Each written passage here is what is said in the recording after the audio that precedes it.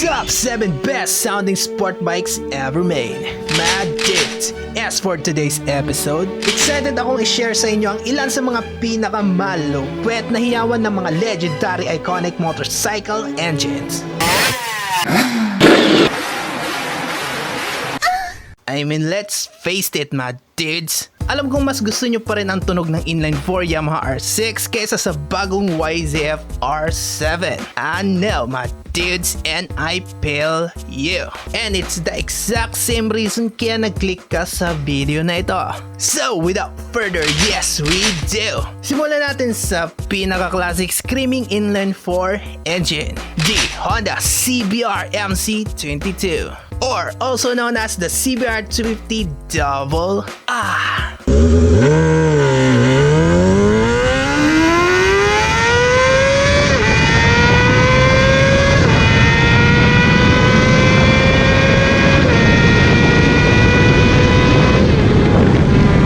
What makes this bike special above the rest of the old school screaming Inline 4 is the fact na meron itong rev limit up to 19,000 RPM and can spit out an amazing 45 horsepower. What? Yes, which give this bike its unique almost F1-like na tunog. Eto kasing mga quarter liter 250cc Inline 4 ay merong napakaliit na piston that allows it to rev way much higher than your average straight 4 engine. At kumpara sa modern 200 to 300cc natin ngayon, in terms of overall build quality gaya ng S-frame chassis, gull arm, swing arm, and the gear-driven cams, medyo hindi na talaga siya kasing premium gaya ng dati. Personally, favorite ko talaga itong si CBR MC22. Kasi hanggang ngayon, meron pa rin mangilang-ilang proper well-maintained units sa bansa natin. Kung iniisip mo ang CBR MC22 ang the best 250cc sounding bike in this segment, well, kailangan mong marinig ang next featured 250cc bike natin from the same company, the Honda RC166.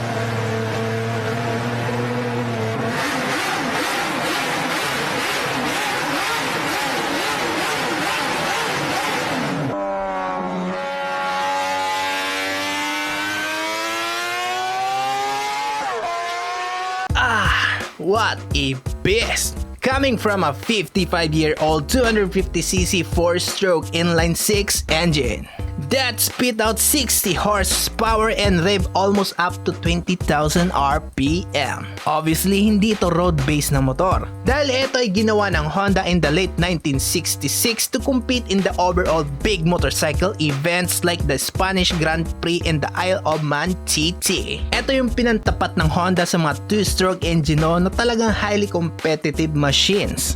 But the Honda RC166 4-stroke inline 6 engines proved to be a very potent machine na patuloy na humakot ng panalo sa mga sumunod na major race events. And speaking of two-stroke engines from the late 1960s, meron pang isang iconic race bike din. But this time it's from Suzuki. It's the RP68.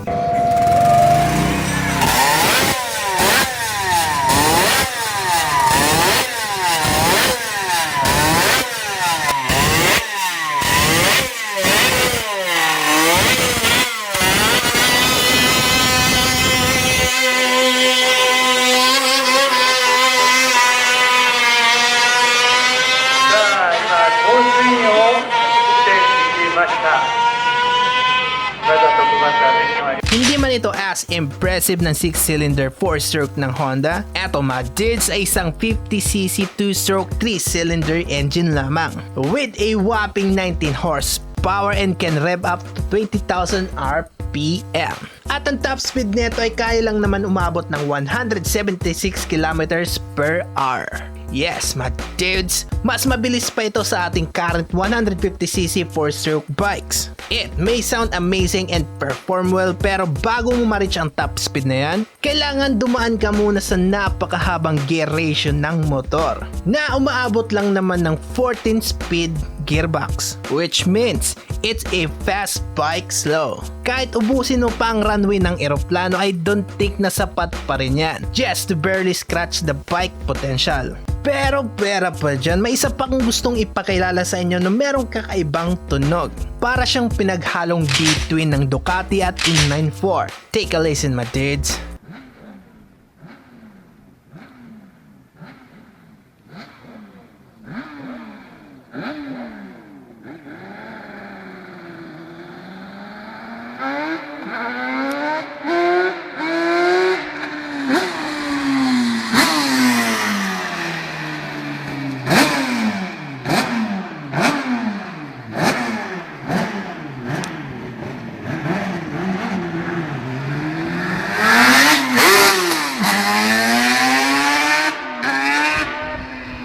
Diba, pansin mo buong buo. Nandun yung parang kumukulong tunog ng Ducati at sigaw ng classic Inline 4. But this bike, my dude, is the 1984 Yamaha RD 500. It's a 499cc V4 2-stroke engine.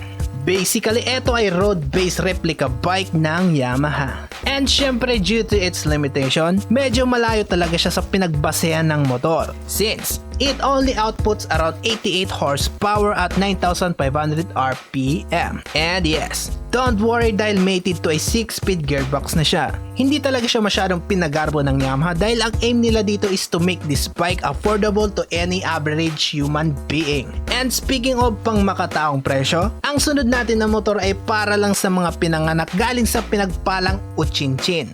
At ganito yung tunog niya.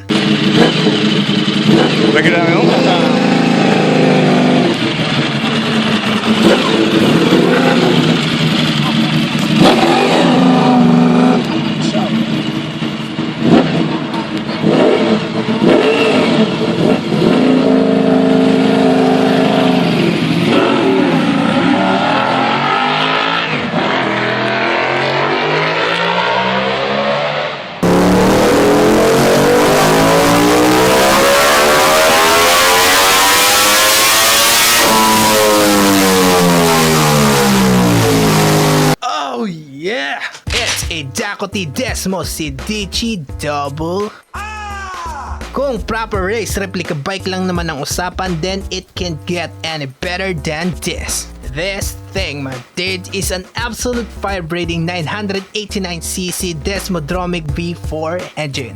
Ang makina nito ay kayang dumura ng 197.3 HP at 13,800 RPM. But the sound that this bike makes, my dude, is bananas. Pakinggan mo ulit.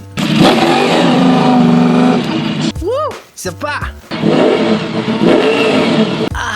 Sarap! Definitely the best engine sound out of all the Ducati bikes. Nga pala, diba, sabi ko kanina the Honda CBR MC22 ay parang F1 like ang tunog. Well, the Honda CBX 1050 can produce an even better sound than the F1.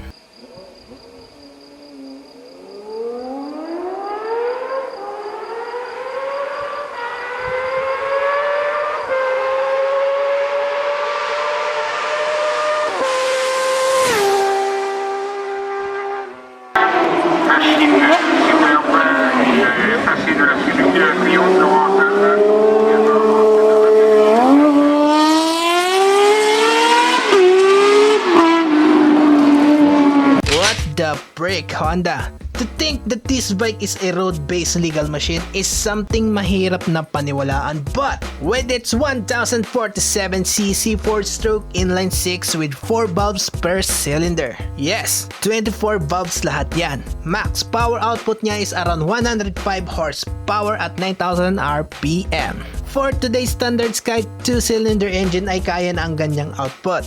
But nung panahong inirelease yan, walang ibang katapat yan. With 220 km per hour na top speed, it was indeed ahead of its time. Pero syempre, what makes this bike memorable is none other than its engine sound. But of course my dudes, ang pampitong motor na inireserban natin sa panguli is something quite special. Hindi lang para sa akin but for most of you dudes na pinangarap ang ganitong motor noong kabataan pa natin. Pero dude, habang pinapanood nyo ang sound clip, gusto kong isipin nyo kung saan nyo nakita ang motor na ito at i-post nyo ang video at i-comment nyo sa baba my dude. I think we both share the same childhood dream bike.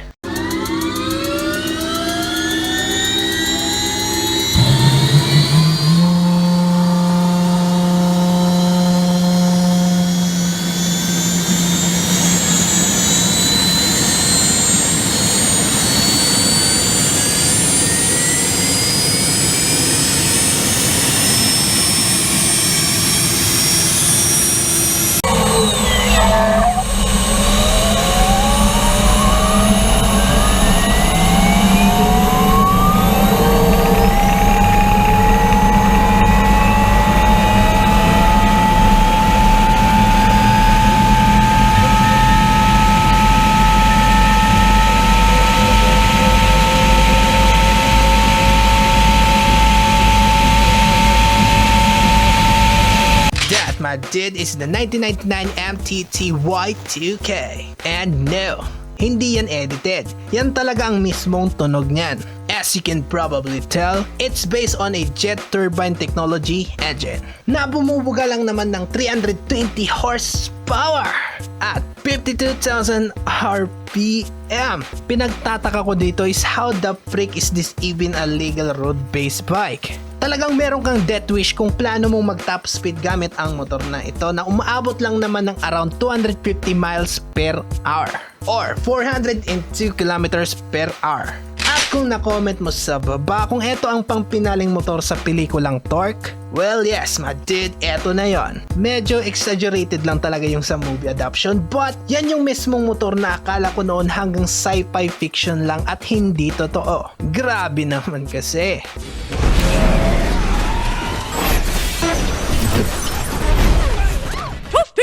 Kung hindi mo pa napanood ay suggest na panoorin mo. Kung sa 4 wheels ay merong Fast and Furious, sa mga motor naman meron tayong Torque. Although hindi na nasundan yan since hindi nila kayang sabayan ang kasikatan ng Fast and Furious, which I'm sure alam mo ang rason kung why, bakit. Anyway my dudes, etong listahan ng most amazing sounding sport bikes natin ay hindi paramihan ng cylinder or palakihan ng makina. Etong niligay natin dito ay syempre base sa quality ng engine sound. Syempre marami pang iba dyan na hindi ko na isama so i-comment mo na lang yan. At sa susunod ay pwede natin yang isama, okay ba mga dudes?